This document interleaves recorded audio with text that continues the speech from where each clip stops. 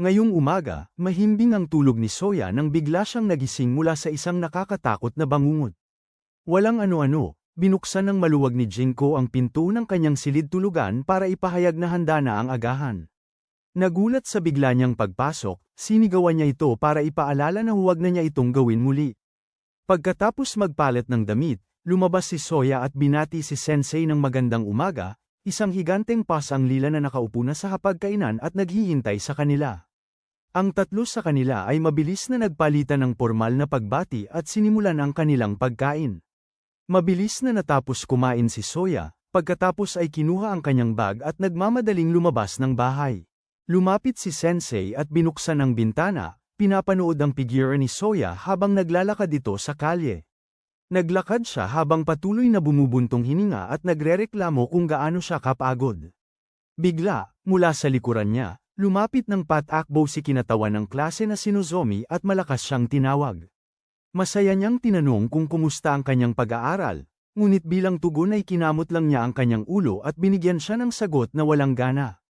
Habang nasa klase, patuloy na humihikab si Soya. Nang dumating na sa wakas ang tanghalian, ang kanyang pagkain ay puro gulay lang pala, kahit na ang talagang pinagnanais niya ay karne. Nang makita ang kanyang dramatikong reaksyon, napatawa si Nozomi.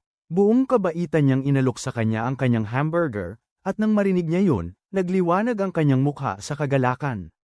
Umupo si Nozomi, binuksan ang kanyang baunan, at ibinahagi ito kay Soya. Lubos siyang naantig pagkatapos kumain kaya talagang umagos ang luha sa kanyang pisngi.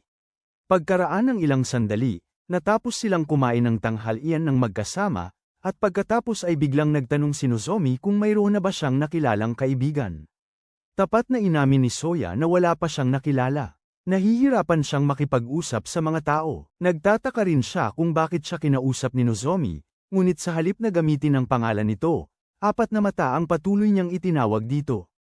Umamin si Soya na hindi niya matandaan ang pangalan ni Nozomi, kaya isinigaw nito ng malakas ang sarili niyang pangalan at sinabihan siyang tandaan ito.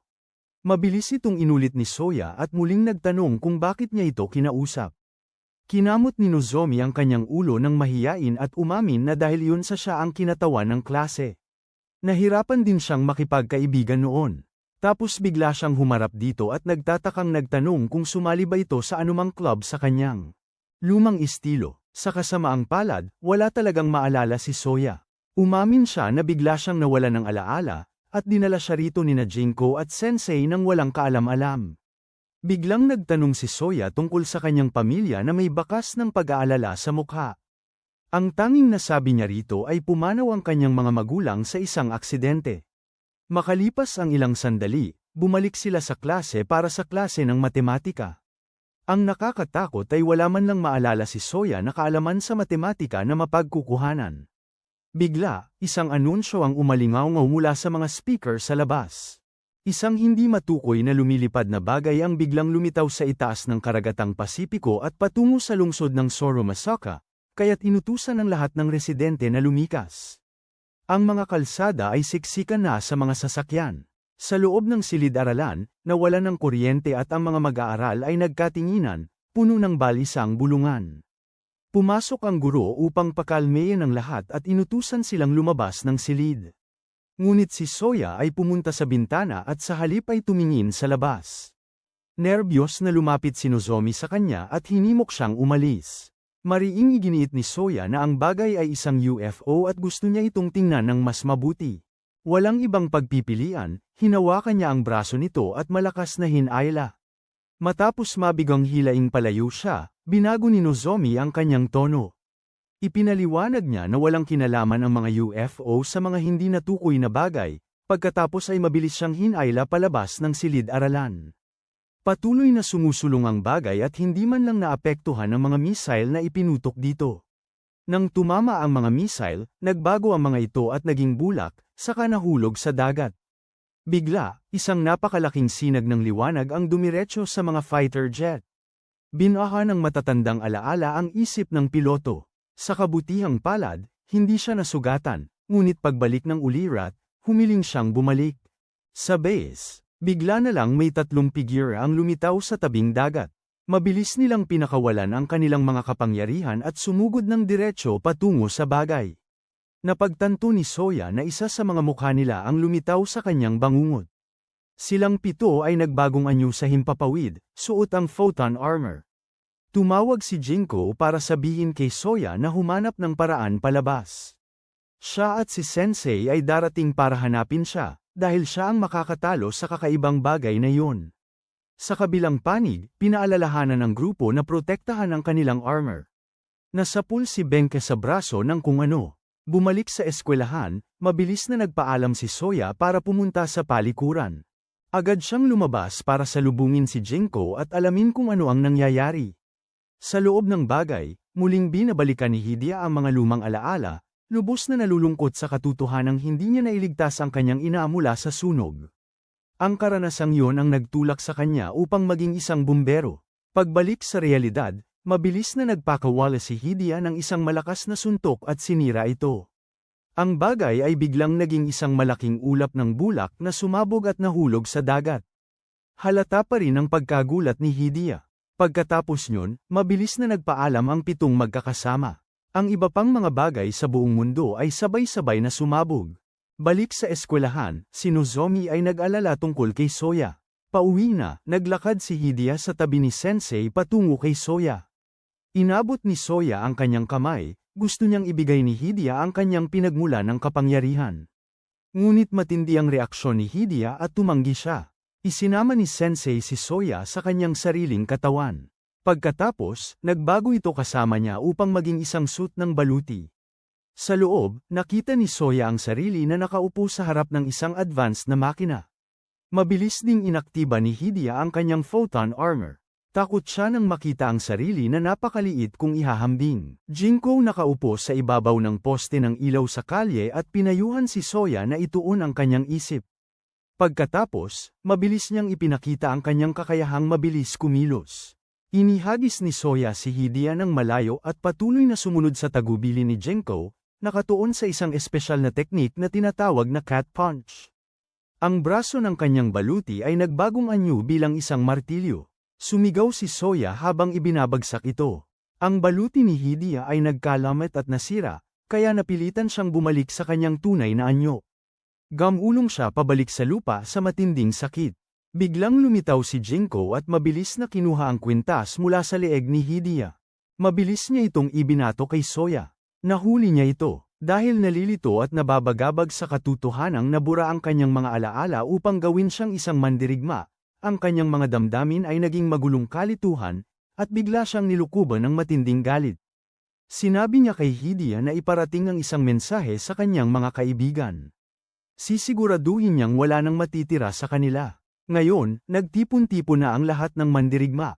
Matapos iulat ang sitwasyon, nais nang umalis ni Hidia.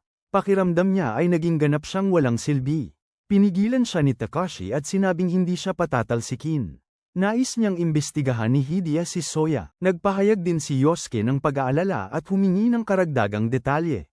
Kinamot ni Hidia ang kanyang ulo, halatang naguguluhan, at idiniin na isang bata lang yun, kasama ang isang babae at isang pusa. Nahirapan si Yosuke na intindihin yun. Iminungkahi ni Bennika na mayroong uri ng teknolohiya na pumipigil upang hindi sila makilala. Kinilala ni Takashi ang panganib ng sitwasyon. Nagpasya siyang pangalanan ng hindi nakilalang bagay mula sa nakaraang araw na sandatang nebula. May nagsalita upang paalalahanan ng grupo na dapat silang magkapares-pares. Sabik na lumingon si Mew upang makipagtambal kay Harami. Nagboluntaryo si Yosuke na makipares kay Bennika. Mabilis na binati ni Takezo si Nozuya bilang kanyang kapares. Matapos ang pagresolba, idineklara ni Takashi na tapos na ang pulong. Mabilis na bumukas ang pinto. Inimbitahan ni Yosuke si Bennika na kumain silang dalawa. Inimbitahan din ni Mew sina Harami at Takezo na lumabas, ngunit may concert na pupuntahan si Takezo. Matapos umalis ang tatlo, si Hidia ang huling lumabas ng pinto. Sa loob ng silid, sinubukan ni Takezo na manghiram ng pera kay Takashi. Mukhang napakagalit ang matanda at tinanong kung ano ang nangyari sa napakalaking halaga na kanya lang ibinigay sa kanya. Naubos lahat ni Takezo yun sa isang steakhouse. Galit na galit si Takashi, ngunit umiyak ang matanda at nagkunwari na kaawa-awa. Ipinasa ni Takashi ang usapin kay Keijin para asikasuhin. Kinailangan niyang lumapit at pakalmayin at himukin si Takezo na umuwi. Naiwan si Takashi, nakatayo at nakatanaw sa labas sa pamamagitan ng salaming pinto. Idineklara niya na wawakasan niya ang pananakop. Sa bahay, naihanda na ang isang pagkain para kay Soya. Kumain siya ng isang subo at agad na nagsalubong ang kilay nang mapagtanto niyang hindi ito karne. Mabilis na nagsalita si Jinko at ipinaliwanag kung ano ang mga sangkap. Kinuha ni Sensei ang remote at binuksan ang TV. Nag-uulat ang balita tungkol sa Sandatang Nebula at sa 7 figura na lumitaw sa ibabaw ng dagat noong nakaraang araw. Humarap si Jinko at nagtanong kung bakit hindi pumasok si Soya sa eskwelahan, ngunit wala na siyang pakialam sa eskwelahan. Hindi sang-ayon si Sensei at ipinaalala sa kanya na ito ay napakahalaga. Ibinagsak ni Soya ang kanyang kamao sa mesa sa galit at itinuro sa mukha nito. Dahil sa kanyang ugali, ipapaliwanag sana ni Jinko, ngunit bigla siyang sinenyasan ni Sensei na tumigil. Pagkatapos ay prangkang sinabi ni Soya na gusto niyang hiramin ang kapangyarihan ni Sensei para makaganti siya. At bilang kapalit, papayag siyang manatili dito ng ilang sandali. Habang si Soya ay nakaupo sa kanyang silid na malalim ang iniisip, biglang binuksan ni Jinko ang pinto at pumasok mula sa likuran, ngunit gusto lamang niyang bumalik sa kanyang sariling silid. Sa puntong ito, ang ugali ni Jinko kay Soya ay naging malamig at irritable. Nang maglaon, nang kailangan niyang lumabas at buksan ang cabinet ng sapatos, si Soya ay nasindak nang makita na wala sa loob kundi isang pares ng bakal na bakya. Habang ang lahat ay naroroon na sa silid-aralan, siya ay naglalakad pa rin ng paakit sa kalsada. Pagkatapos maglakad ng ilang sandali, umupo si Soya upang magpahinga sa isang bangko. Habang nanunubasob ang luha sa kanyang mga mata, pinatibay niya ang kanyang loob upang maghiganti. Biglang dumating si Hidia at umupo sa tabi niya mismo, tahimik na kinakain ang siopaw na kabibili niya. Matapos maubos ang isa, sinimulan ni Hidia ang pakikipag-usap kay Soya. Nang mapansin niya ang patuloy na pagtingin ni Soya sa kanyang mga siopaw nang may gutom, inalok siya ni Hidia ng isa. Lumabas na hindi niya man lang nakilala si Soya bilang ang tao mula kahapon. Tinanong ni Hidia kung may balita na tungkol sa nanakit sa kanya. Mabilis na lumayo si Soya at umiwas sa tanong. Matapos ang ilang sandali, tumayo si Hidia at umalis. Ngunit hindi nagtagal at bumalik siya. Ibinigay niya ang sariling sapatos kay Soya. Pagkatapos ay sinabi ni Hidia na lumayo siya sa lugar na ito. May inihayag mula sa mga speaker tungkol sa isa pang lumilipad na bagay na lumilitaw. Sa pagkakataong ito, 6 na figura lamang ang nagpakita sa dalampasigan. Mabilis na kumilos ang 6 sa kanila. Sumigaw ng malakas si Miyo at inutusan ng lahat na maghiwa-hiwalay at hanapin ang mahinang punto nito. Sa malayo, sina Soya, Jinko, at Sensei ay minamanmanan ang sitwasyon. Ipinaliwanag ni Jinko na ang bagay ay pag-aari ng paksayon ng Kisame. Lahat sila ay kabilang sa iisang nebula, ang tanging pagkakaiba ay ang kanilang grupo ay ang paksayon ng kapayapaan. Samantala, nakapasok na si Miyo sa loob ng bagay. Patuloy na ipinaliwanag ni Jinko ang panloob na istruktura nito ng detalyado. Ang misyon ng paksayon ng Kisame ay upang ibukod ang sangkatauhan ng Earth. Ang paksayon ng kapayapaan naman, ay kukumpiskahin ang kapangyarihang iyon at patuloy na magmamasid sa sangkatauhan. Sa loob ng bagay, naalala ni Miyo ang isang laban sa martial arts sa pagitan niya at ni Harumi. Matapos magtapos ang laban, sumabog din ang Sandatang Nebula. Nang gabing yun, magkasamang umuwi sina Miyo at Harumi. Sinalubong sila ni Soya, na nakasuot ng maskara, kasama si Sensei. Mabilis na nagbago ang magkabilang panig, handa na para sa laban. Nagpumiglas si Soya laban kay Miyo. Naguluhan siya kung bakit patuloy siyang tinatawag na mananakop. Ipinaliwanag ni Jinko na para sa kabilang panig, ang nebula ang mga mananakop. Biglang nagpakawala si Miyo ng isang pangwakas na galaw. Handa na rin si Soya na ibigay ang kanyang pinakamalakas na atake. Nabiyak ang kanyang baluti at naging bulak na kumalat sa kalawakan. Biglang sumulpot si Jinko at mabilis na kinuha ang sisidlan ng kapangyarihan ni Miyo. Sa kabutihang palad, nasalo ni Halmi ang babae habang nasa ere. Walang balak huminto si Soya at nais ding tapusin si Harumi. Buong lakas na sumigaw si Jinko para pigilan siya. Biglang umalingaw-ngaw ang malalakas na pagsabog sa paligid nila. Habang nawawala ang itim na usok, dumating na sina Takashi at ang iba pa sa pinangyarihan. Ngayon ay tuluyan ang napalibutan si Soya. Binalaan ni Takashi si Soya na huwag lumaban. Ipinahatid ni Jinko ang mensahe ni Sensei na sumuko siya at hayaan silang dalhin siya. Maghahanap sila ng paraan para ayusin ang mga bagay sa huli. Ngunit tumanggi si Soya. Sa halip, humarap siya at hinamon ng grupo na harapin siya. Idineklara niya na hindi siya mananakop, kundi ang maghihiganti sa mga nag. Ginamit ang kapangyarihan ng dragon upang wasakin ang kanyang planeta. Lumingon si Tekizo at naghintay ng karagdagang utos. Ibinigay ni Takashi ang utos para sa lahat na dakpin ng mandirigma mula sa nebula. Pagkatanggap ng utos, sabay-sabay silang sumugod. Tumakas si Jinko mula sa kaguluhan sa takot. Madaling napanatili ni Soya ang kontrol sa larangan ng labanan. Galit na galit si Harumi at gustong ipaghiganti si Mew. Mabilis na ipinatawag ni Soya ang kanyang martilyo upang harangin ang atake nito. Ngunit nagawa pa rin niyang hawakan siya at napabagsak siya sa lupa. Muling iginiit ni Takashi na lumabas siya at sumuko. Kung tatanggi siya, sisirain nila siya.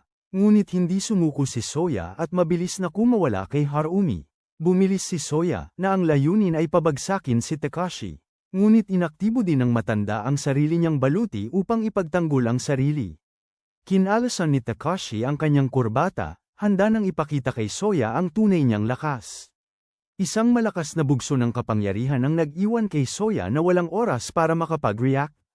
Pagkaraan ng ilang sandali, natunaw ang mukha ng bangin para ihayag ang lava sa loob. Nagpumiglas si Soya na makaupo, ngunit walang ipinakitang awa si Takashi.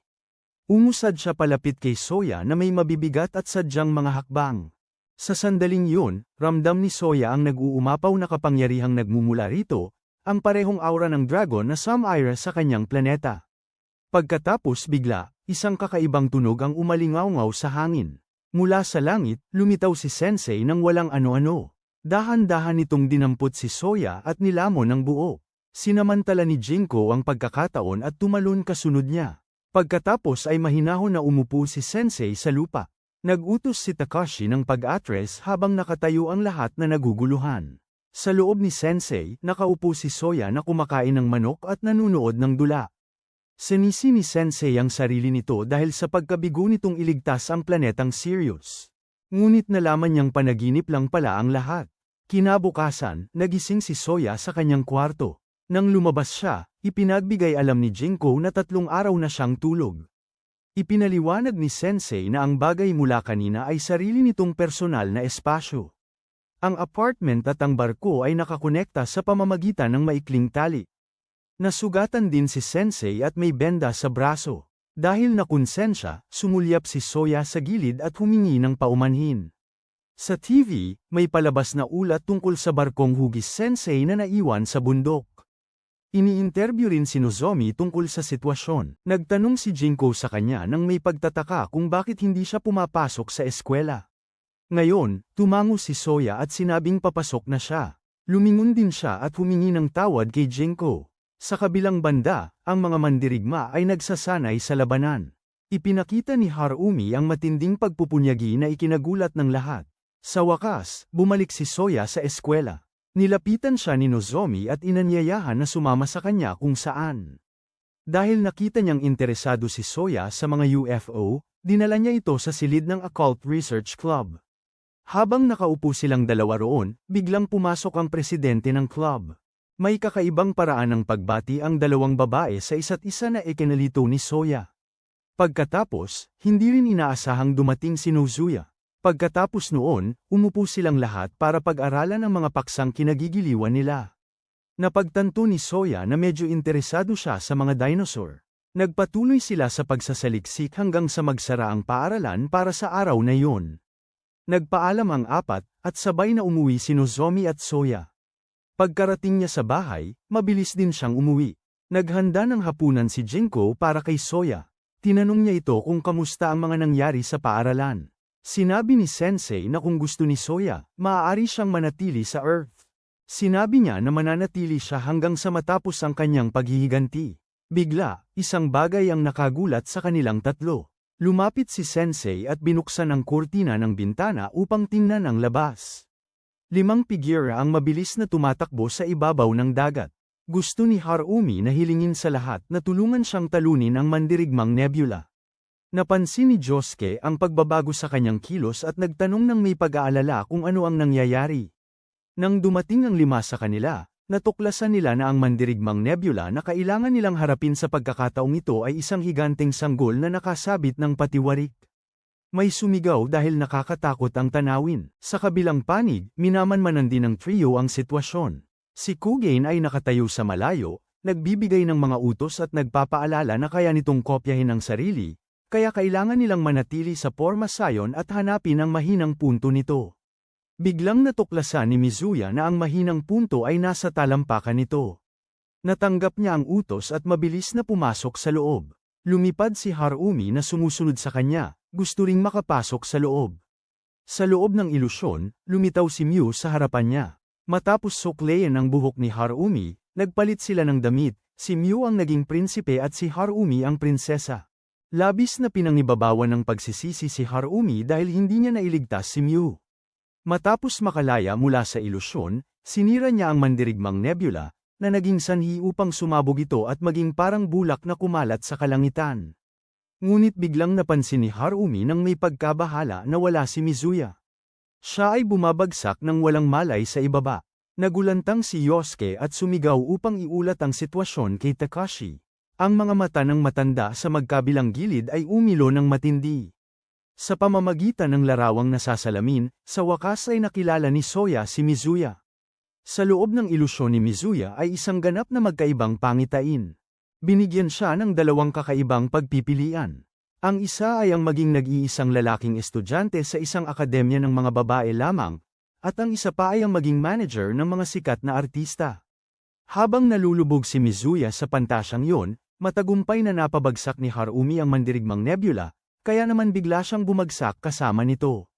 Mabilis na bumulusok si Mizuya, ngunit may maliwanag pa ring ngiti sa kanyang mukha. Biglang inutusan ni Kugen ang lahat na umatras, ngunit tumanggi si Harumi na makinig. Gusto niyang harapin ang mandirigmang nebula ng mag-isa. Hindi na lang siya maiwan ng iba. Takashi ay walang ibang pagpipilian kundi utusan si Takeso na ibalik si Mizuya. Gusto ni Miu na hanapin si Harumi. Nangangamba na hayaan siyang mag-isa, inutusan ni Takashi si Hideo na sundan siya. Sa kabilang banda, nalito si Soya kung bakit naroon si Mizuya. Nag-aalala niyang tinanong kung patay na si Mizuya. Siniguro ni Jinko sa kanya na ayos lang si Mizuya. Nakahinga ng maluwag, mabilis na isinuot ni Soya ang kanyang maskara. Sa mismong sandaling yon, lumipad si Harumi at galit na sumigaw. Nanggagalaiti siya sa galit at hinamon siya sa isang laban. Pinatunayan ni Sensei na kaya nila itong harapin. Nang marinig yon, lalong lumakas ang loob ni Soya at tinanggap ang hamon. Si Ben Nika, na nakatayo sa likod nila, ay nagdiin na makikialam siya kung may masamang mangyari. Buong kumpiyansang idineklara ni Harumi na mananalo siya. Si Soya ay sumugod para umatake muna, ngunit nagawa niyang ilagan ang kanyang atake. Maging ang sarili niyang mga kasamahan ay namangha sa kapangyarihang ipinakita ni Harumi. Sinubukan niyang hawakan si Soya, ngunit masyado itong maliksi at nakawala. Sinamantala ang pagkakataon, sumugod siya at nasira ang isa sa mga braso ni Harumi. Pagkatapos ay sinira din ni Soya ang natitira niyang braso. Nais ni Ben Nika na tumalon at tumulong, ngunit galit na lumingon si Harumi at pinigilan siya. Sa puntong ito, kailangan lang ni Soya na tumama sa kanyang katawan. Tumanggi si Harumi na sumuko at ibinuhos ang bawat hibla ng kanyang pagtuon sa laban. Mabilis na nagbalik ang kanyang 2 braso, ngunit dahil sa pagsisikap ay namutla siya. Bigla siyang nabalik sa isang alaala mula sa nakaraan, nang ibuhos niya ang kanyang sarili sa martial arts upang ipaghiganti si Miu. Sa huli, nanalo siya at ngumiti si Miu nang may pagmamalaki. Pagbalik sa realidad, ang determinasyon ni Harumi na makapaghiganti ay lalo lamang lumakas. Sa wakas, dumating si Miu sa tamang panahon at tinawag ang pangalan ni Harumi, ngunit pareho nang nagpalitan ng suntok ang magkabilang panig. Hindi nasangga ni Soya ang tama at bumalikwas paatras sa hangin. Bigla, sumambulat ang isang maningning na liwanag mula sa panig ni Harumi. Muling binuo niya ang kanyang baluti upang maging isang kakaibang bagong anyo. Nagbagong anyo na si Harumi bilang isang dragon. Ang bawat hakbang niya ay yumanig ng malakas sa lupa. Sumugod siya pasulong at sinuwag si Soya ng buong lakas kaya ito ay lumipad. Lahat ng nasa paligid nila ay natigilan. Binuka niya ang kanyang panga at bumuo ng isang malaking bowl ang enerhiya, ngunit sa kasamaang palad, sumablay si Harumi. Ang kanyang target, mabilis na kumalat ang malaking apoy sa buong lungsod. Ipinaliwanag ni Sensei na ang kanyang espiritual na enerhiya ay tugma sa dragon, na pagkatapos ay lumakas ng husto ng hindi makontrol, na nagdulot kay Harumi na tuluyang mawala sa sarili. Sinubukan ni Beneka na abutan siya ngunit nawalan ng komunikasyon. Kinubkob ng dragon si Harumi, at pagkatapos ay bamaling ito at inatake rin si Beneka. Bamaling siya kay Soya at nagmakaawa na tulungan siyang pigilan si Harumi. Dahil walang ibang pagpipilian, nagpa siya siyang tumulong, ngunit lumipad ng mataas ang dragon upang iwasan ang kanyang atake. Nagpatuloy si Harumi sa pagpapaputok ng mga bilog ng enerhiya. Mabilis kumalat ang apoy sa lahat ng dako. Sumigaw si Hideo ng babala tungkol sa mapanganib na sitwasyon. Tumayo si Mew upang kumilos ngunit mabilis siyang pinigilan nito. Makalipas ang ilang sandali, sa wakas ay nakumbinsi siyang manatili. Sinabi ni Sensei na kaya pa rin nila ito, na nagpalakas sa kumpiyansa ni Soya. Sumigaw si Jinko ng utos at naghagis si Sensei ng isang bagay. Mabilis na lumundag si Soya at nahuli ito, pagkatapos ay nilunok ng buo. Sa isang kisap mata, nagbago ang anyo ni Soya tungo sa isang bagay na mas makapangyarihan.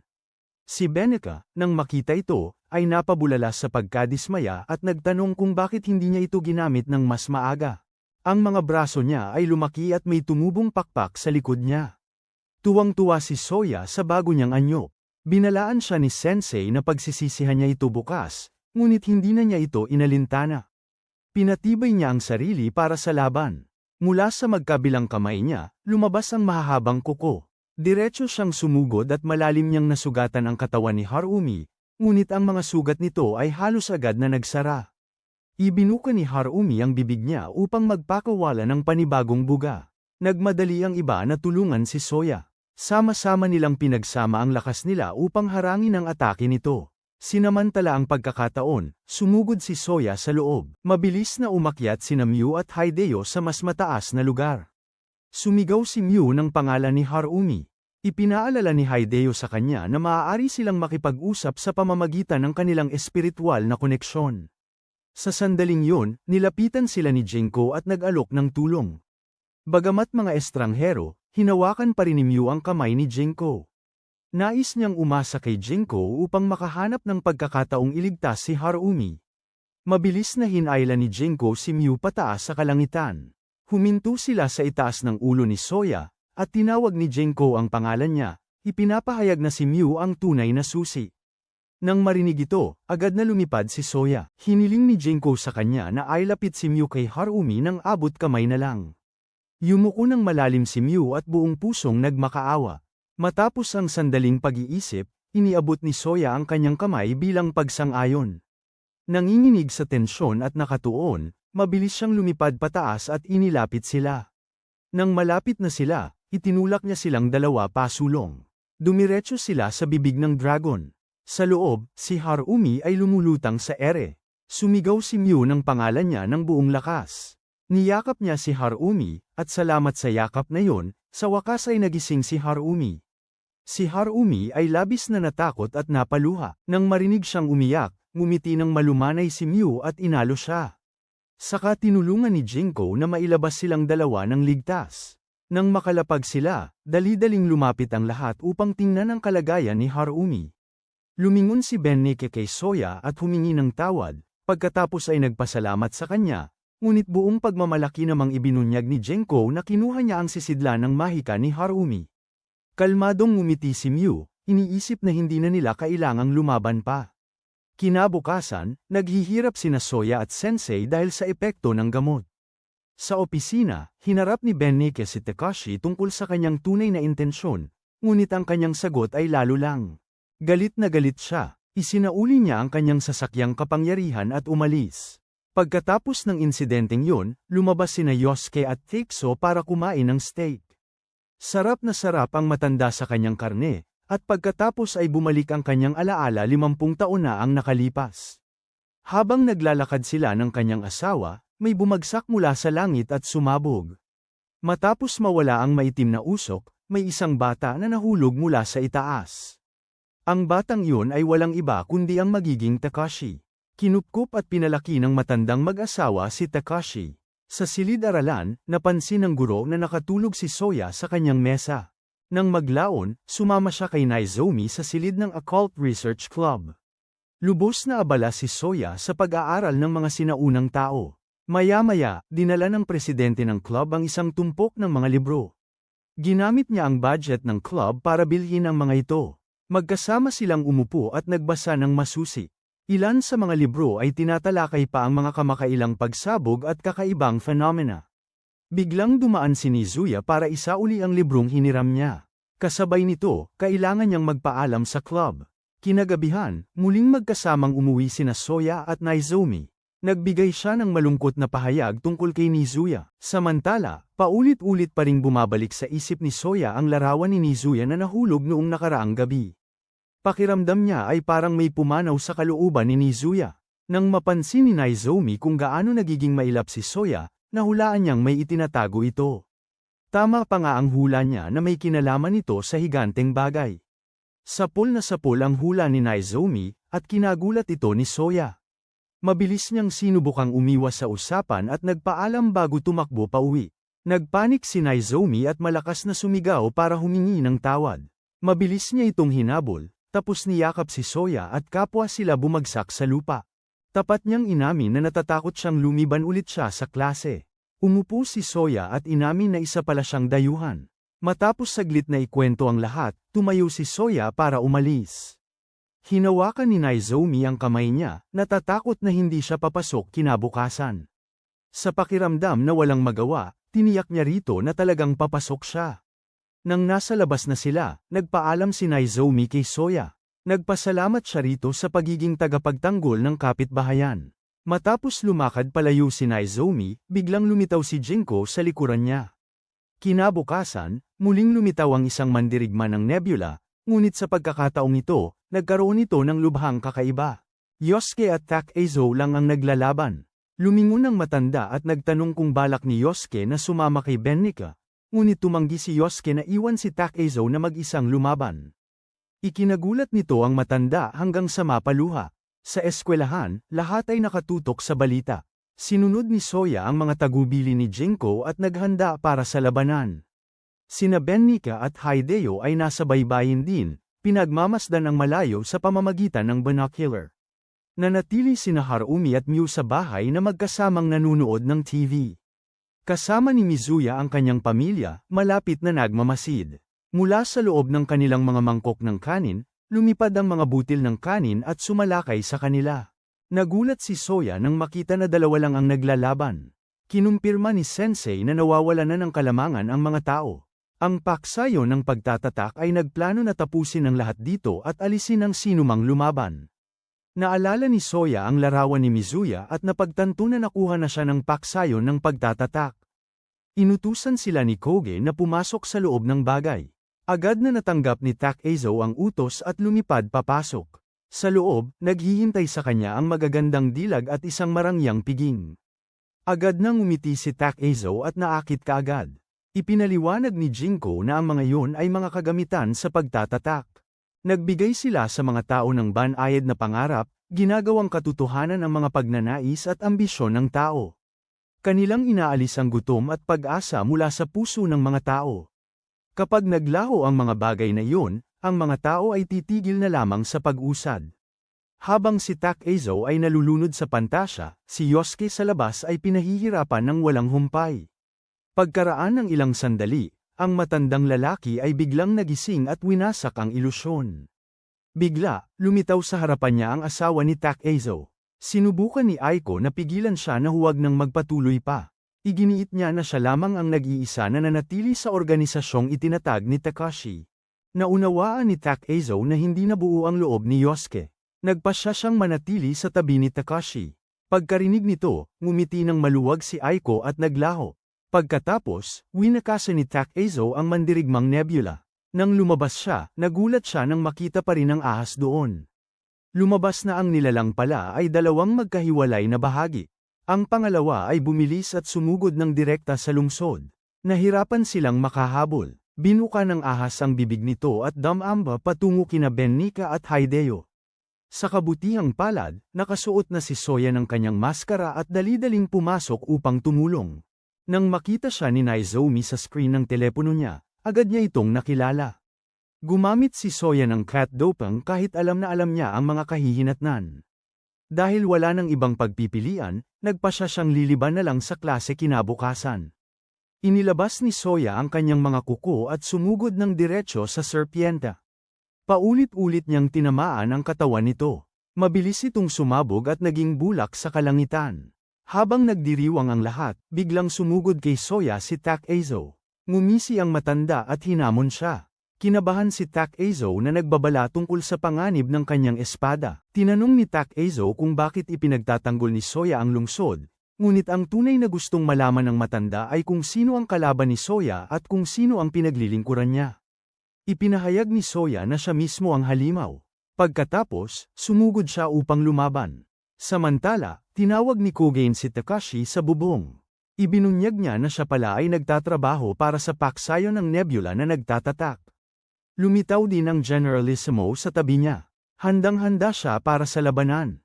Gayunpaman, dalawang labanan ang naganap sa Earth ng sabay-sabay. Mabilis ding inaktibo ni Takashi ang kanyang Phantom Armor upang harapin sila. Nagsalubungan sina Takezo at Soya. Pagkatapos ay nagkahiwa-hiwalay ang baluti ng matanda, na tila kote na lumutang sa kalangitan. Nawala ng malay si Takezo, ngunit sa kabutihang palad ay lumipad si Yasuke at nasalo siya sa tamang oras. Ilang sandali pagkatapos, kusang ibinigay ni Takezo at Yasuke ang kanilang mga sisidlan ng kapangyarihan kay Soya, ngunit malayo pa sa katapusan ang paghihiganti ni Soya. Hinabol siya ni Takashi, naghahagis ng mga bilog na enerhiya. Nang mabigla ang Generalissimo sa kanyang kapangyarihan, nais niyang tapusin ang lahat ng mabilis hanggat maaari. Tinanggap ni Kogane ang utos at nagpakawala ng malakas na suntok. Tuso na naglagay si Takashi ng bolang enerhiya sa lungsod. Natarante siya at nagmadaling sirain ito, pagkatapos ay galit siyang hinarap. Ipinangatwiran niya na hindi nila planeta ito, kaya wala silang dahilan para kawan ito. Idinidiin ni Kogane na gusto lang nilang Iselda ito, ngunit patuloy siyang inaatake ni Takashi. Hindi na rin nagpipigil si Generalissimo at harap-harapang sumabak. Tinanong ni Takashi kung bakit ibinahagi ni Kogane ang impormasyon tungkol sa Nebula sa kanya. Ang orihinal na layunin ni Generalissimo ay pagiging patas. Nais nitong umamin si Takashi ng pagkatalo. Nang marinig yun, mas lalo lang siyang nagalit, at nagkasagupaan ang dalawang panig ng matindi. Iprinuklaman ni Kogane na babawiin nila ang kontrol sa planeta, ngunit iginiit ni Takashi na siya ang gagawa nito. Nangako siyang alisin ang lahat ng puwersang panlaban sa mundong ito. Ipinahayag ni Takashi ang sarili bilang tagapagtanggol ng katarungan.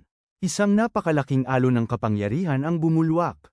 Nawala ng kontrol si Kogane at bumulusok pababa.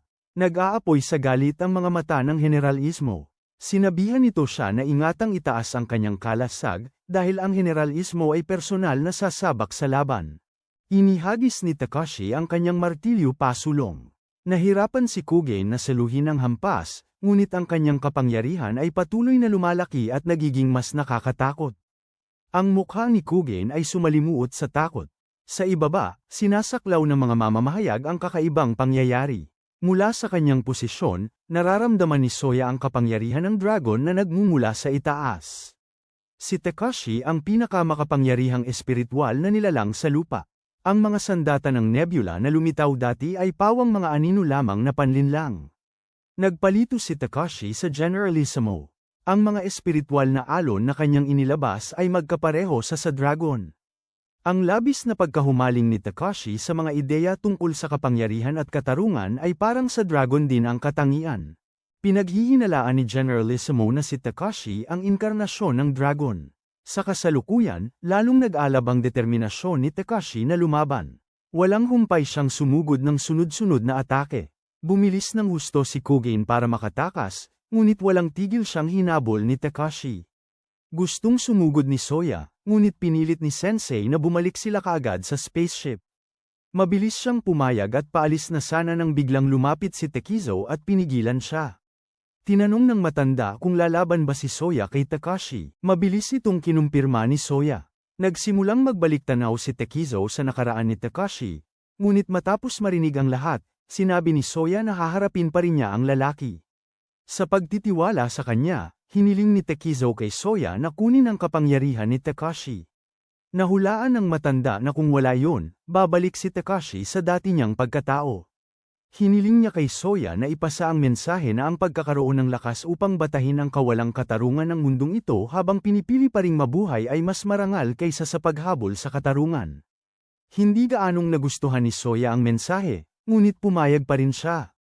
Pagkatapos ay umalis siya at bumulusok pataas sa kalangitan. Mabilis na nakarating si Soya sa sasakyang pangkalawakan gaya ng plano. Naghihintay na si Jinko doon. Sinimulan niyang isalin ang mga salita ni Sensei upang gabayan si Soya. Pagkatapos niyang ayusin ang kanyang posisyon, lumundag si Jinko at tumayo sa likod niya. Nagpasya si Sensei na lalaban sila gamit ang pinagsamang enerhiya ng kanilang dalawa. Nang maging handa na ang lahat, gusto nang sumugod agad ni Soya, ngunit sinabi ni Sensei na manatili lang siya at hintayin na sila ang lumapit. Nakatayo siya doon na nalilito. Iginiit ni Jinko na makinig lang siya kay Sensei. Sa itaas, ang dalawa pa ay patuloy pa rin sa kanilang ligaw na paghabol. Dumating ang mapagpasyang sandali. Binigyan ni General Isamo si Koge ng utos na tapusin ito. Mabilis siyang umikot at inihagis ang isang bagay sa isang sorpresang atake. Sinundan ito ng isang malaking pagsabog. Sa sandaling inihagis niya ito, naglaho si Takashi ng walang bakas. Lumabas na gumamit si Kogen ng isang aparato sa pagtakas. Nais ni General Isamo na ipaubaya ang nalalabi kay Soya na asikasuhin. Sa kanyang kinaroroonan, biglang bumulwak ang isang kislap ng liwanag. Si Takashi, na nalilito pa, ay napadpad doon ng walang babala. Habang nalilito pa siya, binangga siya ni Soya ng buong lakas. Pagkaraan ng ilang sandali, sabay silang bumagsak sa isang lugar na inilikas. Ngayon ay galit na si Takashi kaya tuluyan na siyang nawalan ng kontrol. Naniningas ang kanyang mga mata habang bumabangon at nagbagong anyo bilang dragon. Mula sa kanyang bibig, nagpakawala si Takashi ng napakalaking bugso ng enerhiya. Mabilis na ginamit ni Soya ang kanyang martilyo at ipinasok ito ng diretso sa bibig ng dragon. Umumbok ang alikabok at usok na lumukab sa hangin. Si Takashi ay lubusang walang galos. Nagpatuloy ang kanilang habulan sa kalangitan. Umungol siya at lumikha ng isang barrier sphere na nagpatalsik kay Soya pabalik. Sa kalawakan, minamanmanan ng paksayo ng Kisame ang labanan. Nag-aalala si Kogen kung kaya ba talaga nilang talunin si Takashi. Si General Ismo, sa kanyang tabi, buong kumpiyansang nagsabing kaya nila. Sa sandaling yon, nagpakawala si Takashi ng isang napakalaking bugso ng kapangyarihan. Idineklara niya na aalisin niya sa daan ang sinumang hamarang sa kanya. Mabilis na hinimok ni Sensei si Soya na umurong. Ngunit matigas na tumanggi si Soya at nanatili sa kanyang posisyon. Nagkabanggaan ang dalawa ng harapan. Nakahanap si Soya ng paraan upang ilihis ang atake para hindi masunog ang lugar. Gusto niyang protektahan ang syudad na ito mula kay Takashi, tulad ng ginawa ng kanyang kapatid noon. Habang papalapit ang labanan sa katapusan nito, lalo lang lumala ang tensyon. Pagkaraan ng ilang sandali, naglaho ang lahat. Ngunit hindi pa tapos ang laban. Pinabagsak ni Soya si Takashi sa ibabaw ng spaceship. Ang baluti ng dragon ay nadurog at naging bulak sa paligid niya. Ngunit nanatiling matatag si Takashi, ayaw sumuko. Bumagsak din si Soya at natanggal mula sa kanyang baluti. Binago ni Takashi ang anyo ng kanyang braso at tinamaan si Soya sa mismong mukha. Ngunit ginulat siya ni Soya sa pagtama ng kanyang bakal na sapin sa mukha ni Takashi. Isang napakalaking alon ng enerhiya ang umakyat sa kalangitan. Nang hamupa ang alikabok, nakahandusay si Takashi sa ibabaw ng barko. Duguan ang mukha ni Soya. Nagpumilit siyang umupo at inihatid ang mensahe na ipinagkatiwala sa kanya ni Takezo. Pagkatapos marinig yon, ipinikit ni Takashi ang kanyang mga mata, bumalik sa mga lumang alaala, at tahimik na sumang-ayon. Lumingon si Soya at ipinahayag na siya ang nanalo. Ngunit hindi sumagot si Takashi. Lumingon muli si Soya na hindi makapaniwala at napagtanto na nawala na si Takashi ng tuluyan. Ang kanyang katawan ay dahan-daang natunaw sa hangin. Bumuhos ang luha sa mukha ni Soya sa paglaho niya. Sa wakas, natapos na ang lahat. Kinaumagahan, maagang gumising si Jinko at pumunta sa palengke para bumili ng sangkap. Binuksan niya ang pinto, pumasok sa loob, at nagtanong tungkol sa kalagayan ni Sensei. Hindi pa rin nagigising si Soya mula nang matapos ang labanan. Nananaginip siya tungkol sa planetang dating tinitirhan ni Jinko. Matapos silang tumakas sa isang ligtas na lugar, gumawa siya ng panangga upang protektahan ang lahat. Mabilis silang hinabol ng mga sundalo ng Sirius at madali nilang nasira ang panangga ni Jinko. Nang tila malubha na ang sitwasyon, lumitaw sina Kiguramayan at Sensei. Tinulungan niya sila at pinaalis ang mga sundalo. Ipinakilala ni Kiguramayan ang sarili niya bilang konektado sa nebula. Pagkatapos, sinabi niyang gusto niyang umalis upang iligtas ang planetang Sirius. Nang makita yon, nagmadali si Jinko na sundan siya, gustong sumama kay Kiguramayan. Handa siyang sumama sa nebula kasama siya.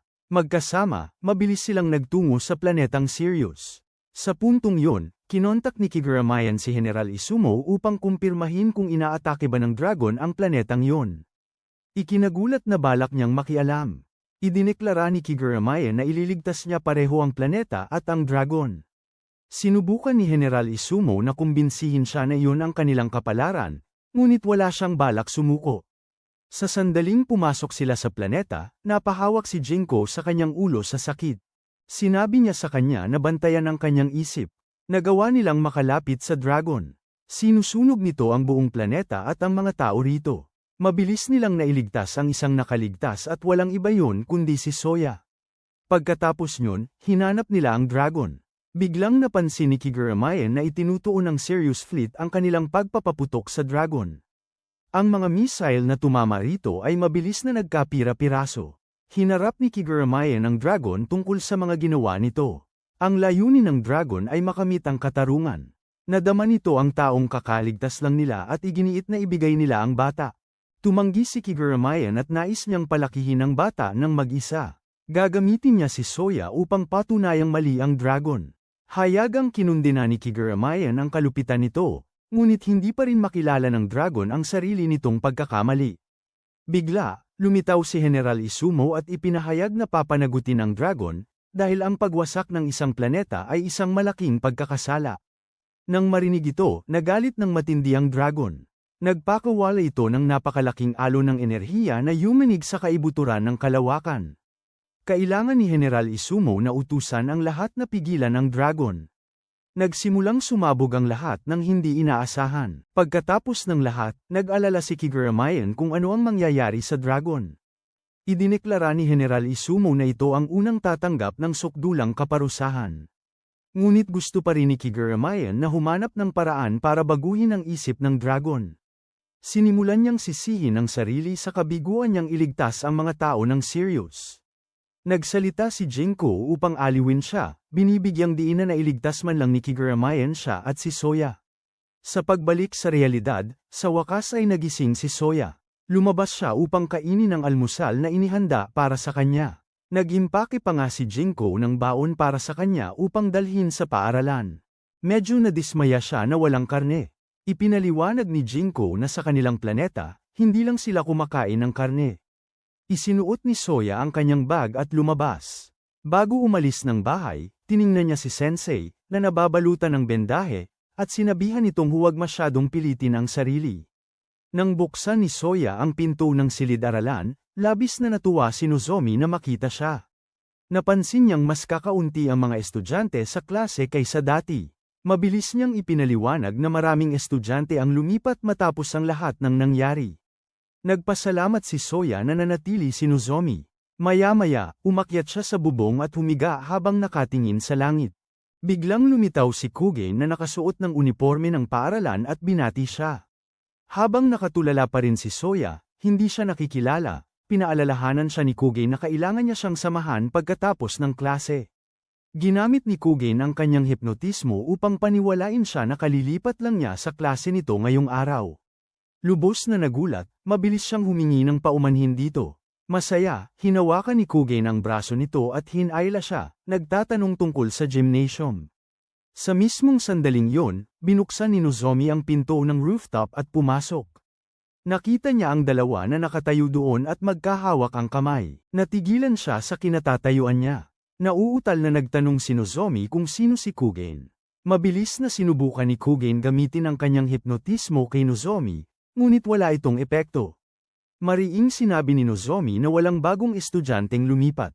Nagsimula siyang maghinala na hindi talaga estudyante si Kugen sa kanilang paaralan. Pagkarinig niyon, pareho silang nabigla. Nagulat si Kugen na hindi gumana ang kanyang teknik, kaya mabilis niyang sinubukan na magpalit ng paksa.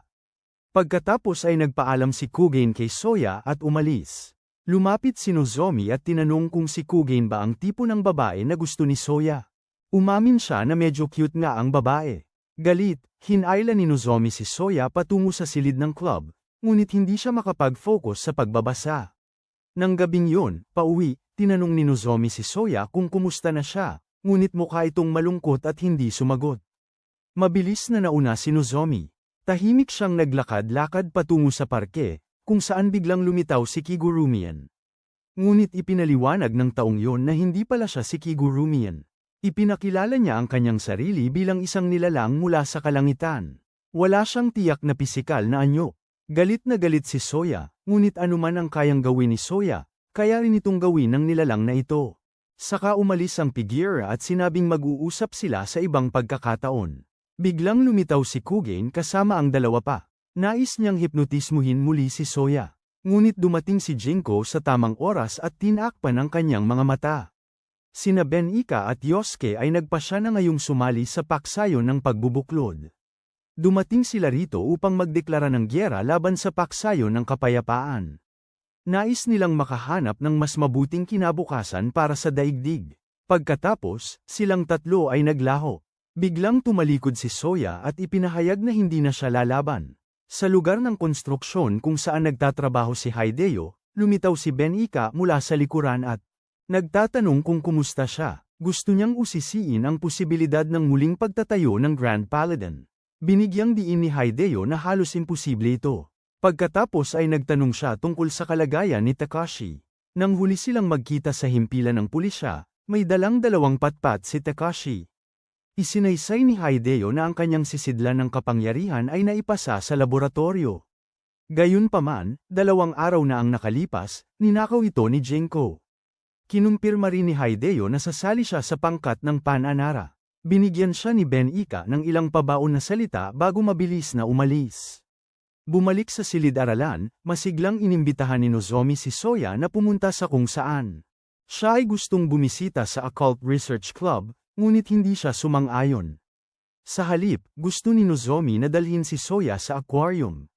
Nang dumating sila, labis siyang nalungkot nang malaman na ito ay nagsara. Kaya iminungkahi ni Nozomi na maglakad na lang sila ng magkasama. Huminto sila upang magkwentuhan sa isang tulay. Ginugol nilang magkasama ang araw sa paglilibot sa iba't ibang lugar. Lihim na sinusundan sila ni Kugen at nainis sa nakikita niyang parang isang date. Para kay Ben-ika, medyo hindi kanais-nais ang ideya ng pagmamatsyag sa mga tao. Hindi na nakatiis, gustong sumingit ni Kugen. Pagkatapos, mabilis siyang naglaho. Bigla, lumitaw si Generalissimo at Yosuke mula sa likuran. Sinabi niya kay Ben-ika na huwag mag-alala tungkol kay Kugen, na ganoon na talaga siya simula nang maging sekretarya ni Takashi. Nais malaman ni Generalissimo kung bakit sumali si Ben-ika sa paksayon ng pagbubuklod. Umiwas siya ng tingin at iginiit na para ito sa kapakanan ng Earth, ngunit mas interesado si Generalissimo sa kanyang personal na dahilan. Pagkatapos ay tiyak nitong pinagpitik ang mga daliri. Ang nakapaligid na espasyo ay nagbago at naging isang paliguan ng mineral. Nagpalit sila at ham-imlay sa tubig. Si Ben-ika ay nagsimulang magkwento. Dati siyang isang pulis. Sumali siya sa puwersa dahil gusto niyang sundan ang yapak ng isang tao, ngunit ang detective na yun ay binawian ng buhay sa pagtupad ng tungkulin habang dinarkip ang isang kriminal. Tinamaan siya ng bala at binawian ng buhay dahil sa labis na pagdurugo habang papunta sa ospital. Nang mahuli ang batang kriminal, ipinagmalaki niya na ang paghawak ng baril ay nagpaparamdam sa kanya na hindi matatalo. Minsan naniwala si Ben-ika na magiging maayos ang lahat kung mayroon siyang sisidlan ng kapangyarihan, ngunit nang maging dragon si Harumi at nawala ng kontrol, natakot siya na ang parehong Bagay na maaaring mangyari sa kanya. Iyon ang dahilan kung bakit isinauli ni Ben Ika ang kanyang sisidlan ng kapangyarihan at umalis. Ipinaalala ni Generalissimo sa kanya na kapag nagising, ang kanyang kapangyarihan ay hindi maaaring itapon. Ngayon, nais ni Ben Ika na ang kanyang kapangyarihan ay mapigil. Nagpasya si Generalissimo na bigyan siya ng pansilyong kasangkapan. Habang naglalakad ang dalawa, biglang bumaba si Kogen mula sa isang puno. Malinaw na nagtatanim pa rin ng sama ng loob si Soya sa kanya, na naaalala na kabilang siya sa paksayo ng pagseselyo. Ngunit mabilis niyang ginamit ang kanyang hypnosis sa kanya. Agad na nagbago ang kanyang pag-uugali, na ikinagulat ni Nozomi. Naalala din ni Kogen na hindi gumana ang hypnosis kay Nozomi. Pilit na inilalayo ni Nozomi si Soya, ngunit kumapit si Kogen sa braso nito at gusto ring sumama. Damaykit ang dibdib nito sa braso ni Soya, na naging dahilan ng lubusan niyang pagkatigilan. Saka inilayo ni Soya si Kogen at mahigpit na hinawakan ang kamay ni Nozomi. Sa kabilang banda, kumilos na si Ben Ika. Pinagmamasdan ni General Ismo mula sa ibang dimensyon. Determinado si Ben Ika na talunin ang mandirigmang nebula. Samantala, tuluyang nagbago ang tindig ni Soya. Nadama niyang pinagmamasdan siya ni na Sensei at Jinko. Silang dalawa ay lumitaw sa likuran ni Soya. Sa sandaling yun, diretsyong binanggit muli ni Kogen ang paksa ng digmaan. Patuloy niya siyang kinukumbinsi tungkol dito. Nagtataka si Jinko sa desisyon ni Soya. Pakiramdam niya ay tapos na ang kanyang paghihiganti. Ngayon, lubusan ng pagod si Soya. Napaluha siya dahil ang lahat ng pamilyar sa kanya ay naglaho na.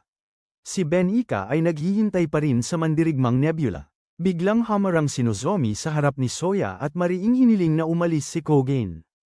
Iginiit niya na pinrotektahan ni Soya ang lungsod na ito, at ngayon ay nais ni Nozomi na manindigan at protektahan siya. Kinuha niya ang kamay nito, nais siyang tulungang makatakas nang hindi na kailangang lumaban. Biglang sumulpot si Hidia, nagulat sa pagkukunwari ni Kogen. Balisan niyang binalaan ang lahat na ang pangkat ng pagpigil at isang mandirigmang nebula ay patungo sa kanila. Mariing sinabi ni Nozomi na hindi nalalaban si Soya. Lumapit si Hidia at diretsyong tinanong si Soya kung bakit ito huminto. Simpleng sinabi ni Soya na wala na itong saysay. Nang marinig yun, hindi siya sinisi ni Hidia kahit kaunti. Nagpasya siya na ang ako at haharap sa mga bagay-bagay. Handa na si Ben Ika para sa pagpigil sa ibaba. Nakarating na si Hidia sa dalampasigan. Ipinikit niya ang kanyang mga mata at nag-focus ng buong lakas.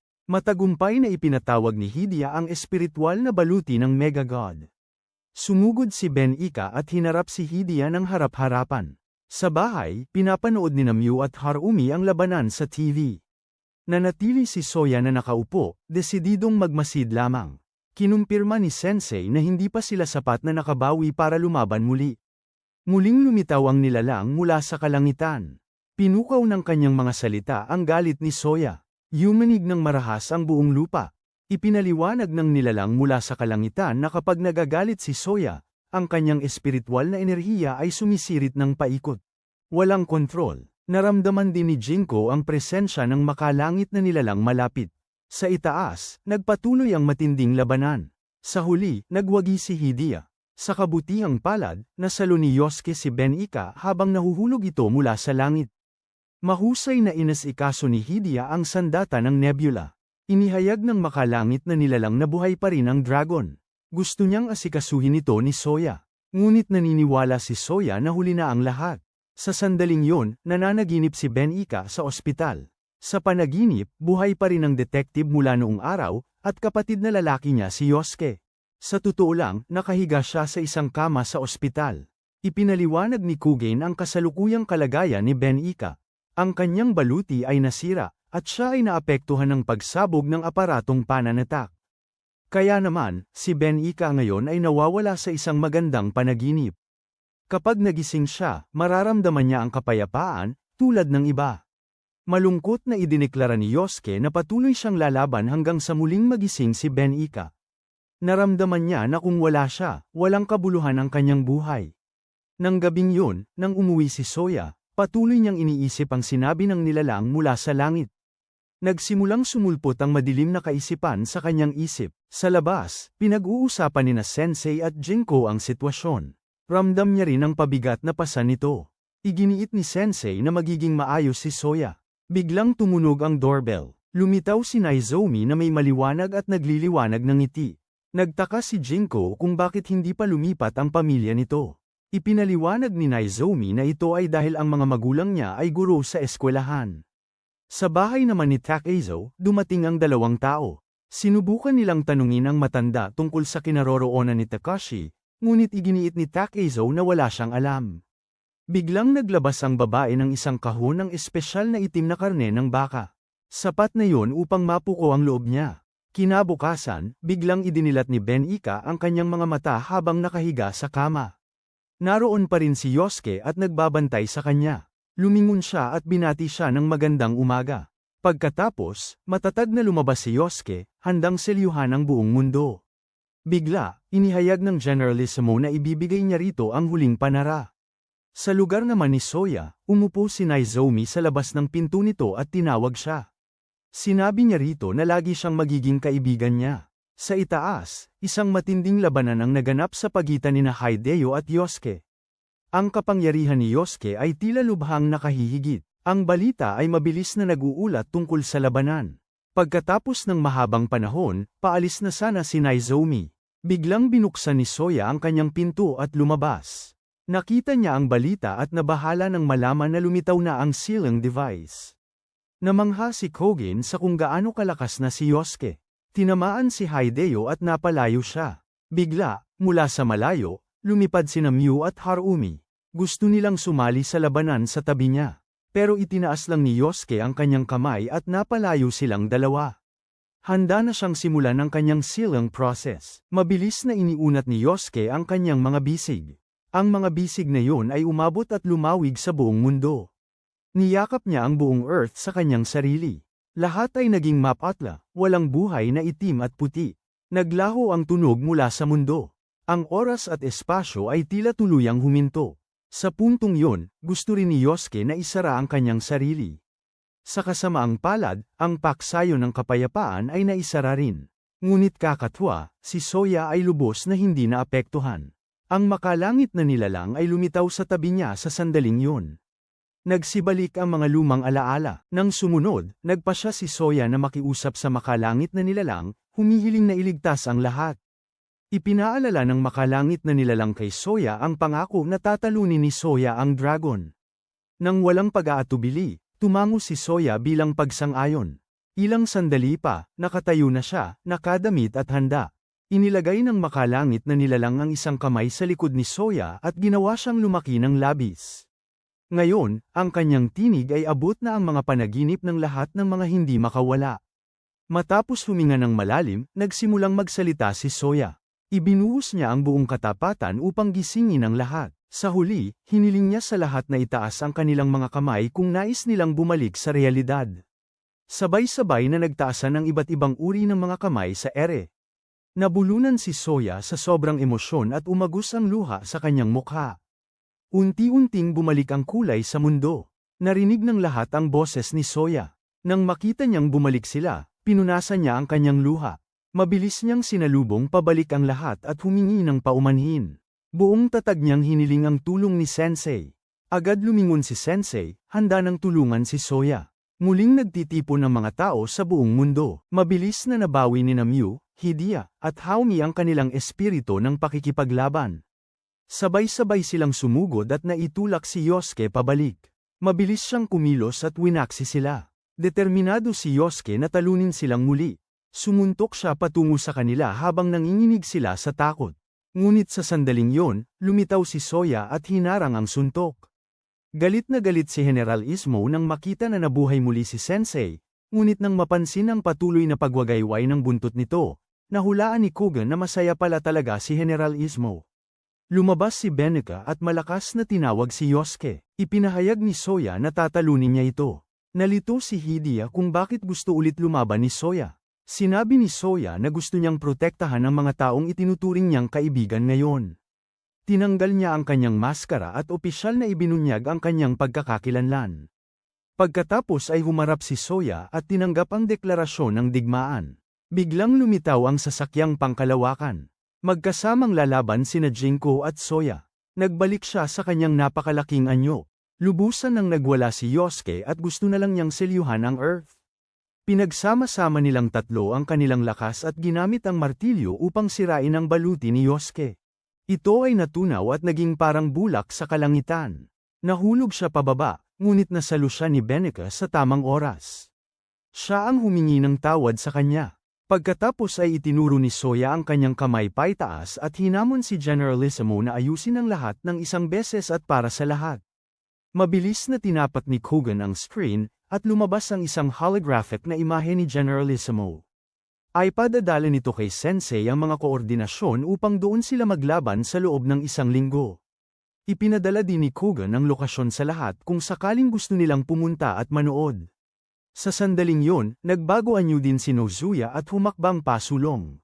Soya ay tuwang-tuwa nang makita siyang muli. Umalis si Generalissimo, nangako na magkikita silang muli sa lalong madaling panahon. Makalipas ang isang linggo, nagtipon sila sa karagatang Pasipiko. Ang iba pang anim ay dumating din upang manood ng laban. Bagamat ipinadala ni Yosuke ang address, hindi dumating si Takezo. Kalmadong nakipagpalitan ng ilang salita si Generalissimo kay Sensei. Inihayag nito ang huling natitirang miniature sealing device na nasa pag-aari nito. Idineklara nito na kung mananalo si Sensei, sisirain ang device. Ngunit kung mananalo si Generalissimo, masisira ang loob ni Sensei. Mabilis na tinanggap ni Sensei ang mga kondisyong yun. Nagpalit ng kanilang baluti ang magkabilang panig. Direktang sumugod sila sa isa't isa. Halos pantay ang lakas ng dalawa. Pinaalalahanan ni Generalissimo si Soya na hindi lahat ay nadadaan sa lakas. Ngunit para kay Soya, si Generalissimo ay isa lamang na gumagamit din ng dahas. Sumugod siya upang umatake, ngunit ibinato siya ni Kugan. Sa bahay, sinusubaybayan ni Nozomi ang labanan sa pamamagitan ng isang aparato. Ang tanging magawa niya ay tahimik na manalangin at magsaya para kay Soya. Pagkatapos ay nagpasya siyang gumamit ng dopang. Ayaw magpahuli ni Kugan at mabilis ding ginawa ang pareho. Nagpalit ng anyo ang magkabilang panig at nagsalpukan ang kanilang mga kuko. Lalong tumindi ang laban sa bawat sandali. Hindi nagtagal, tuluyan na nilang nilisan ang himpapawid ng daigdig. Sa puntong ito, parehong nag-aalab sa pagnanais na manalo sina Generalissimo at Sensei. Nagpakawala si Kugan ng mapagpasyang atake. Sinalag ito ni Soya gamit ang kanyang martilyo. Ikinatwira ni Generalissimo na hindi mangyayari ang universo sa paraang inaasahan ni Sensei, kaya't ginawa lang nito ang kinakailangan. Ngunit si Sensei ay nanindigan sa kanyang paniniwala. Naniniwala ito na ang nebula ang may sapat na gulang at ang mga tao ng daigdig ay mga bata. Nang sila ay nagkamali, kinailangan ni Nebula na panagutan. Si Soya, dala ng galit, ay biglang nagbitiw ng suntok. Isang matinding pagsabog ang sumabog sa kalawakan. Pareho silang bumagsak sa kamay ng spaceship, mukhang bagbog at pagod. Si Benica sa sandaling yun ay nahihirapan pa ring magpasya kung saan siya tunay na kabilang. Hinawakan ni Yosuke ang kamay niya, damang-dama rin ang parehong damdamin. Sa kanilang tahanan, naniwala si Nozomi na makakabangon si Soya, at gaya ng inaasahan niya, nahirapan itong bumangon ng may matinding determinasyon. Muli niyang hinamon ng paksayon sa kisame. Mula sa dalampasigan, isinuot na ni Takezo ang kanyang baluti at lumilipad papalapit sa kanila. Sa kanilang panig, inutusan ni Jinko ang spaceship na lunukin sila sa loob. Pagkatapos nyon, lumaki ang magkabilang panig sa napakalaking sukat. Naramdaman ni Hideo ang panganib at hinimok ang lahat na umatras. Mabilis ding umatras sina Yosuke at Benica. Ang anim sa kanila ay mabilis na isinuot ang kanilang baluti at lumipad pataas sa kalangitan. Matapos magsagupaan, napinsala ang isa sa mga braso ni Soya, ngunit hindi siya tumigil at inilunsad ang kanyang susunod na atake. Dahil sa pagkabigla, hindi nakarik si Kugan sa tamang oras, at napinsala rin ang bahagi ng kanyang braso.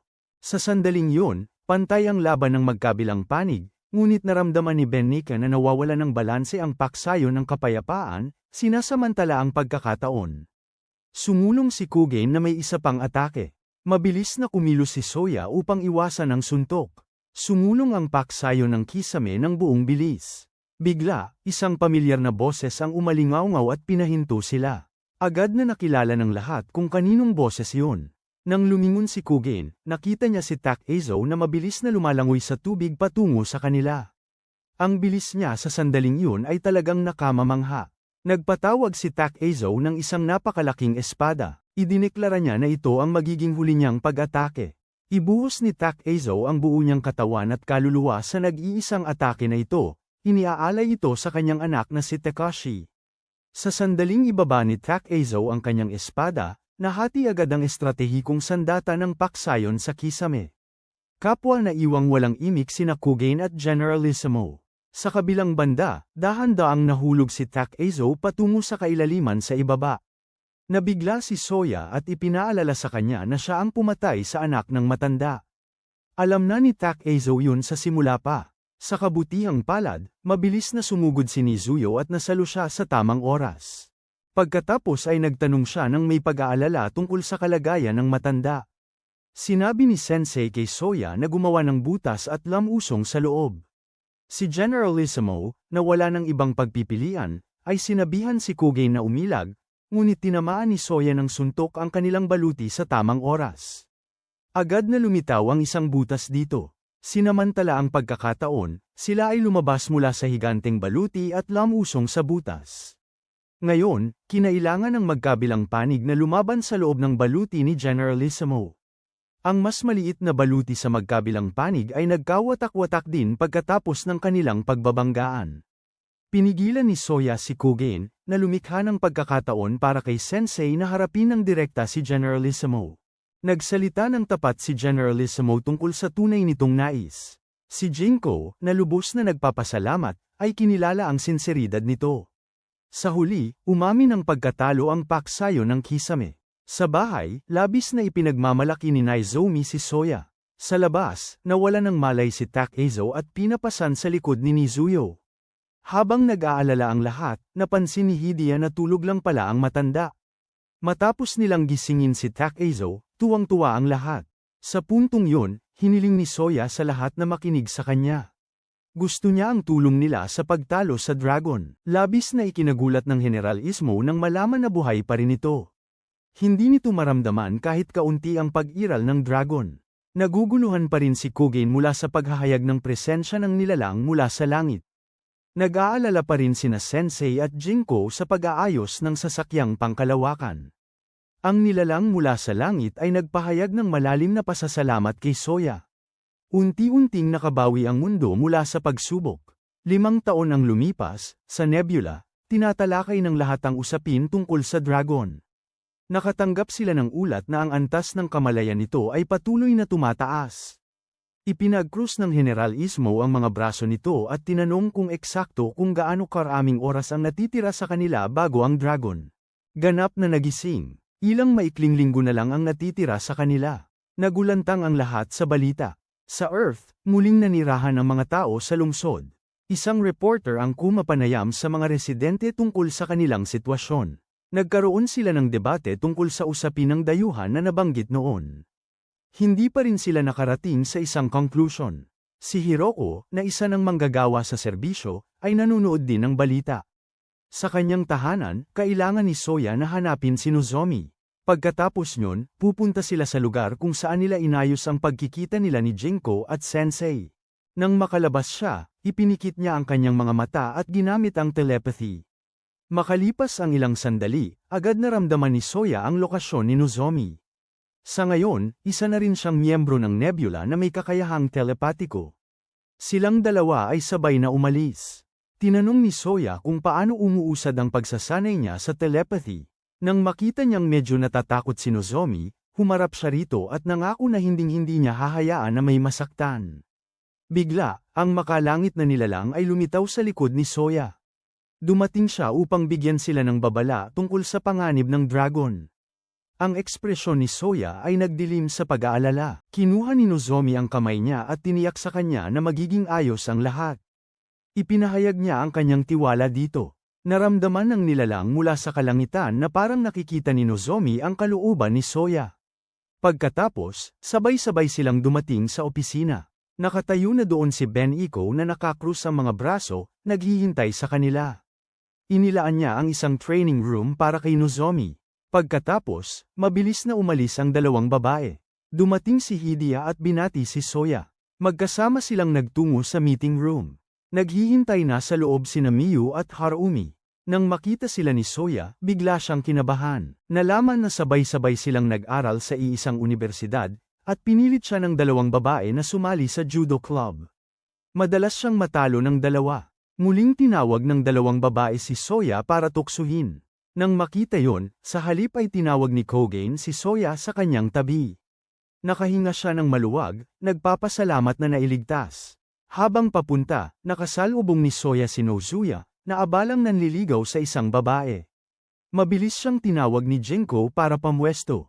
Nang kumpleto na ang lahat, formal na nagsimula ang pulong. Ipinakita ni Kogen ang larawan ng dragon sa screen. Pagkatapos ay nagbigay siya ng pagtatagubilin tungkol dito. Salamat sa mga pagsisikap ng makalangit na nilalang, nakuha nila ang kasalukuyang anyo ng dragon.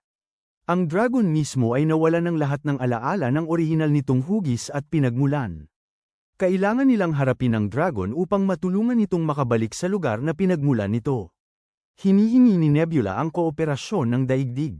Magkasama silang magsasama-sama ng puwersa upang talunin ang dragon. Magbibigay si Nebula ng suportang telepatiko. Ibinahagi ni Kogen ang datos sa lahat. Sabik na gustong maintindihan ng mas mabuti ni Hidia ang kasalukuyang sitwasyon. Pinaalalahanan silang lahat ni Soya na magtuon sa gawain. Sa sementeryo, nagsusunog ng insenso si Yosuke para kay Takezo. Lubos na naantig ang isang monghe sa debosyon ni Yosuke. Nilapitan niya ito at nagsalita tungkol sa mahirap na buhay ni Takezo. Ibinunyag din niya na si Takezo ay isang dalubhasang espadachim. Ngunit ang sanhi ng kanyang kamatayan ay medyo kakaiba. Namatay si Takezo dahil sa pagkabulunan sa matchay. Sa kalangitan, naiinis ang matandang lalaki na ganoon ang pinag-uusapan ng mga tao tungkol sa kanya. Matapos magbigay-pugay, umalis si Yosuke papunta sa opisina. Nakaupo na sina Hidia at Bennika sa loob. Pumasok si Yosuke at nagtanong tungkol sa pulong. Mabilis siyang binigyan ni Hidia ng briefing tungkol sa bagong misyon. Kailangan nilang harapin ang isang halimaw na may habang 8,000 metro. Nang gabing yun, umakyat sina Soya at Jinko sa bubong. Nag-aalala siya tungkol sa nalalapit na labanan. Mahinahong sinubukan ni Jinko na pakalmayan siya. Lumingon si Soya at humingi ng paumanhin kay Jinko dahil sa ginawa ng kanyang mga tao kay Real. Hindi niya maintindihan kung bakit hindi siya kinamumuhian ni Jinko. Pinagtibay niya na ang kanyang mga tao ay magliligtas at magpapatawad sa lahat. Labis ding ipinagmamalaki ni Jinko na maging bahagi siya ng kanyang pamilya. Inanyayahan niya si Soya na bisitahin ang kanyang planeta balang araw. Napayukod si Soya, lubos na naantig. Pagkatapos ay nagsimula ang operasyong labanan higit pa sa kalangitan. Dahan-daang nagising ang dragon, idinilat ang mga mata, at bumangon. Hiningi nitong malaman kung ano ang nangyari sa lupa. Tiniyak ni Soya dito na walang nangyari. Tinatanong ng dragon kung bakit siya naroon. Ang makalangit na nilalang ay lumitaw at sinabing ipinadala niya sila. Inabot niya ang kanyang kamay, gustong ihatid ang dragon pauwi. Ngunit ito ay lalo lang nagpagalit sa dragon. Tinaas nito ang ulo at nagpakawala ng mabangis na dagandong. Mabilis silang sumalakay. Ipinakalat nila ang kanilang koneksyong telepatiko na nakaugnay sa halo device. Mabilis na gumanti ang dragon sa kanila. Sa utos ni Hideo, inaktibo nila ang kanilang photon armor. Ang lahat ay nagbagong anyo at pagkatapos ay naghiwa-hiwalay upang protektahan ang telepathic link. Nilabanan nila upang sirain ang mas maliliit na dragon na ipinanganak nito. Matapos maubos silang lahat, ang dambuhalang dragon ay bumangon at lumipad. Binalot na ito ngayon ng matinding galit. Isang binalaan ni Nozomi si Soya tungkol sa panganib. Pinagsama ni Kogen at Generalissimo ang kanilang lakas at ibinaba ito ng puwersahan. Ulo ang nauna sa lupa. Sumigaw ang makalangit na nilalang, desperadong sinusubukang mga tuwiran dito. Binigyang diin niya na patatawarin ito ng lahat. Inabot niya ang kamay at tinawag si Azra Bar Akira upang umuwi kasama niya. Azra Bar Akira ay sumusulong patungo sa mga puwersang telepatiko. Ibinuhos ng lahat ang kanilang lakas upang patatagin ang kalasag. Sa kabila ng panginginig sa takot, buo ang loob ni Nozomi na ibibigay ang lahat. Itinaas ng Generalissimo ang kamay nito at iniutos sa mga puwersang telepatiko na umurong. Mabilis na hinabol ng 6 na mandirigma mula sa Earth si Azra Bar Akira. Kumapit sila sa katawan nito, ngunit walang anumang nagawa nila ang makakapigil dito. Nagpakawala ito ng matinding bugso ng kuryente na nagpatilapon sa kanila, Iniwan silang sumisigaw sa tindi ng sakit. Kumapit si Kogen hanggat kaya niya bago rin siya tumilapon. Si Soya na lang ang natira, nakakapit pa rin sa katawan ng dragon. Napagkamalan siya ni Asura Bar Akira na si Kigurumian, ang nakalaban nito noon pa man. Sumigaw si Soya ng buong lakas at ipinahayag kung sino siya. Kanina, sa opisina, binalangkas ni Hidia ang plano ng labanan. Nais niyang magtulungan sila gamit ang telepatiya upang akitin ang dragon sa itinakdang mga lokasyon. Ang locus yun ay magsisilbing portal ng pagtakas para sa kanila. Sa kasalukuyan, ang 6 na mandirigma ay humabol sa dragon. Ginawa nila ang lahat ng kanilang makakaya upang akayin ito patungo sa bitag.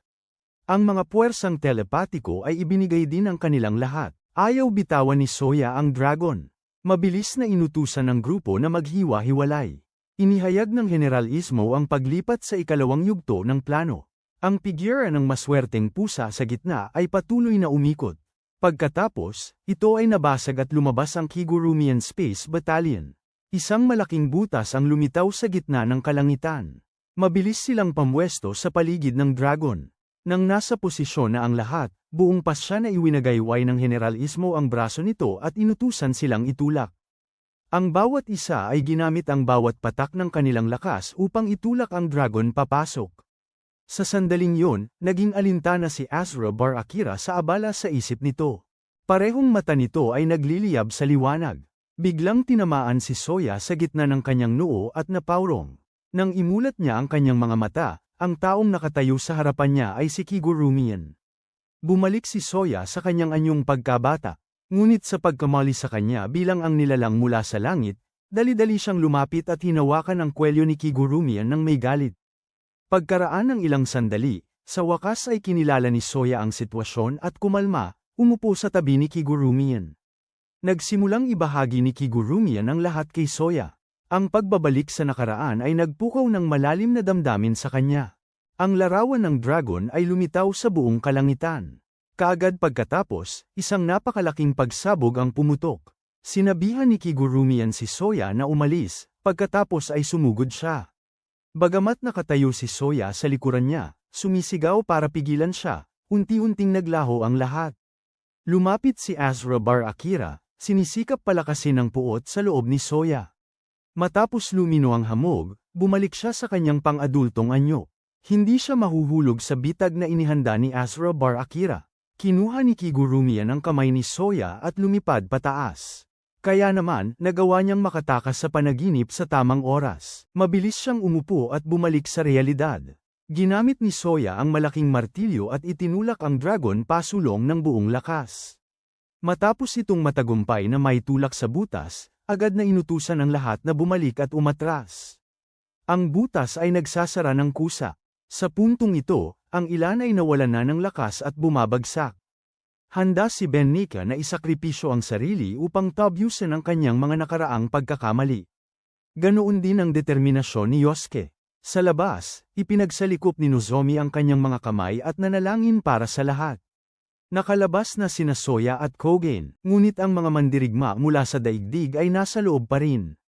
Sumigaw si Miyo ng babala na hinahabol sila ng dragon. Sinulyapan ni Soya si Sensei na tumango lang ng isang beses nang walang pag-aalinlangan. Lumingon siya at sumisid ng diretsyo sa bibig ng dragon. Ito ay itinulak mula sa loob at nawala ng lahat ng gravitational pull nito. Unti-unting naglaho ang butas mula sa kalawakan. Nagtagumpay ang operasyon, ngunit 3 sa kanila ang naiwan. Sumigaw ang General Isamo sa matinding pagdadalamhati. Ang 3 sa kanila ay nakulong na ngayon sa kawalan. Pinakalma ni Sensei ang 2 pa na ang 3 sa kanila at ang dragon ay mabubuhay lang. Sa loob ng ilang minuto sa espasyong ito, pilit na naghanap ang dragon ng ibang lagusan. Bumilis si Soya at sumugod. Habang nagngangalit ang dragon, direkta siyang sumubsob sa bibig nito. Sinugod sila ng dragon mula sa loob gamit ang kidlat, sinusubukang puwersahin silang lumabas.